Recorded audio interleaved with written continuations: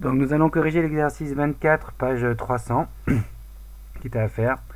Alors on y va. Donc première chose, donc la méthode. Donc pour montrer que déterminer des positions relatives entre deux droites, on va donc étudier les vecteurs directeurs de chacune des droites. Alors là, je regarde donc le vecteur directeur de la droite D, je regarde les coefficients de t. Donc là, moins 3, 1, 2, on lit ici. Ça, c'est un vecteur directeur de D. Pour D', un vecteur directeur, c'est donc les coefficients de S, 6, moins 2, moins 4. Donc je vais l'appeler U', ce vecteur directeur de D'. Et on remarque que U', là, c'est 2 fois les coordonnées de U. Donc oui, si je fais fois moins 2, ça fait 6, fois moins 2, ça fait moins 2, fois moins 2, ça fait moins 4. Donc là, ils sont donc collinéaires, ces deux vecteurs, U et U'. Autrement dit, les droites sont parallèles. Donc maintenant, c'est parallèle strict ou parallèle confondu. Donc on a plusieurs méthodes. La méthode générale, c'est de regarder s'il y a des points communs ou pas. Donc s'il n'y a aucun point en commun, les droites sont parallèles strictes. S'il y a une infinité de points en commun, donc elles sont donc parallèles, confondues. Je vais résoudre le système. Donc je vais essayer de trouver des points de D et de D' s'il y en a en commun ou pas. Donc le système au final, s'il n'a pas de solution, ça veut dire que les droites n'ont aucun point en commun.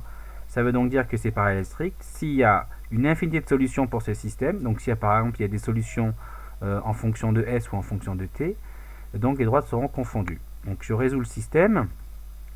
Je remarque dans la deuxième équation que je peux exprimer T en fonction de S. Donc je vais plutôt privilégier la méthode par substitution. Donc T égale moins 2S. D'accord.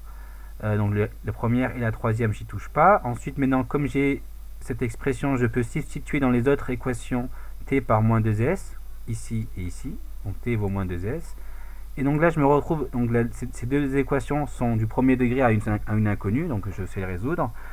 Et au final, en résolvant, je trouve que 1 égale 0 et que moins 3 égale 3. Ça, c'est absurde. Autrement dit, le système n'a pas de solution. Donc, ça veut donc dire que les droites n'ont aucun point en commun. Il n'existe aucun T et aucun S pour que les coordonnées en X, en Y et en Z coïncident. Donc, il n'y a aucun point en commun. Donc, les droites sont parallèles strictes. Ensuite, on va passer à l'exercice 95. Donc, ici, le 95, c'était page 311. Petit 1, donc il faut vérifier que les points déterminent un plan. Donc je rappelle qu'un point détermine, 3 points déterminent un plan s'ils sont non alignés. Et pour montrer que 3 points sont non alignés, on regarde si les vecteurs deux vecteurs formés avec l'aide de ces 3 points sont non collinaires. Donc là je prends le vecteur AB et AC, mais je peux prendre d'autres vecteurs. J'aurais pu prendre BC et par exemple AC, ou bien BC et BA, peu importe. Il faut que je prenne deux vecteurs différents constitués à partir de l'aide des 3 points et montrer qu'ils sont non collinaires. Donc pour montrer qu'ils sont non collinaires, on calcule les coordonnées et on voit que les coordonnées ne sont pas proportionnelles. Autrement dit, donc les vecteurs ne sont pas collinaires, donc les points ne sont pas alignés. Et donc les points non alignés, donc les 3 points non alignés déterminent forcément un plan. Ensuite, il fallait donner une représentation paramétrique de ce plan. Donc je rappelle la forme d'une représentation paramétrique d'un plan. Il me faut un point et deux vecteurs qui sont directeurs du plan. Donc U, là on ne le voit pas très bien, et V. Et donc là vous avez les coordonnées de A. En coefficient T, vous avez les coefficients d'un des vecteurs directeurs. Et en coefficient S, vous avez les coordonnées de l'autre vecteur directeur. Parce que je rappelle qu'une droite a un seul vecteur directeur, mais un plan, lui, il a deux vecteurs directeurs. Donc là, je mets X, Y, Z. Je prends un des points qui est sur le plan, donc soit A, soit B, soit C. Donc j'ai pris A, c'est le plus naturel à prendre, mais j'aurais pu prendre le point B. Donc là, je choisis A. Et je mets ses coordonnées, donc 4, moins 1, 3. Ensuite, je prends le paramètre T et j'associe donc un vecteur directeur du plan ABC. Donc ici, vous avez un vecteur directeur du plan ABC, puisque A et B sont dans le plan. Donc AB est un vecteur directeur du plan.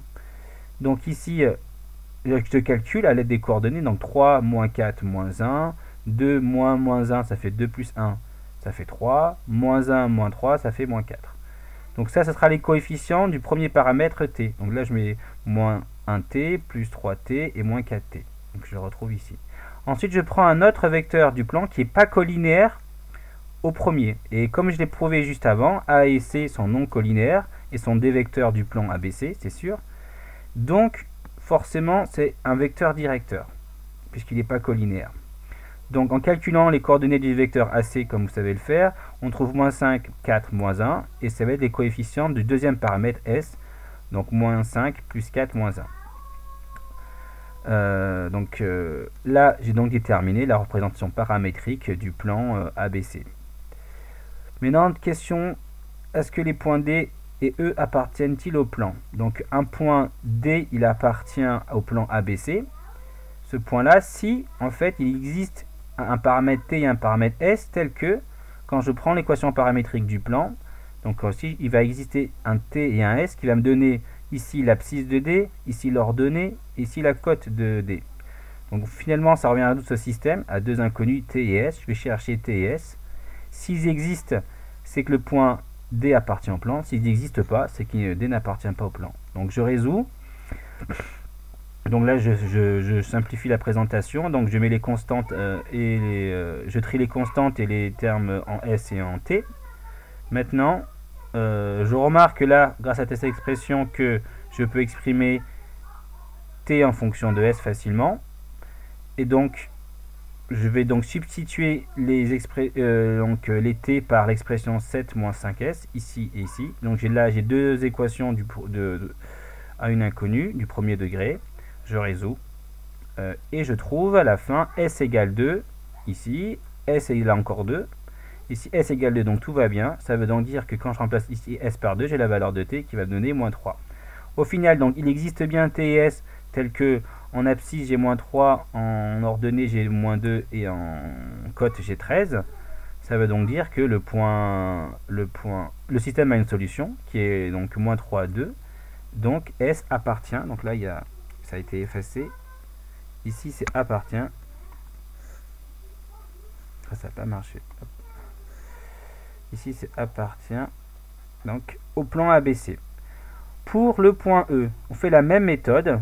Donc on va essayer, donc c'est comme si là, on va chercher donc E, ici si j'écris en vert, donc ici E, il appartient au plan ABC, s'il va exister T et S tel que, mais à la place des coordonnées des D, je mets les coordonnées de E. Donc là, ça va plutôt être moins 5, ici, là. D'après ce que je vois là, je vais mettre 7 à la place. Et là, à la place, là, je vais mettre à la place de 13, je vais mettre 11.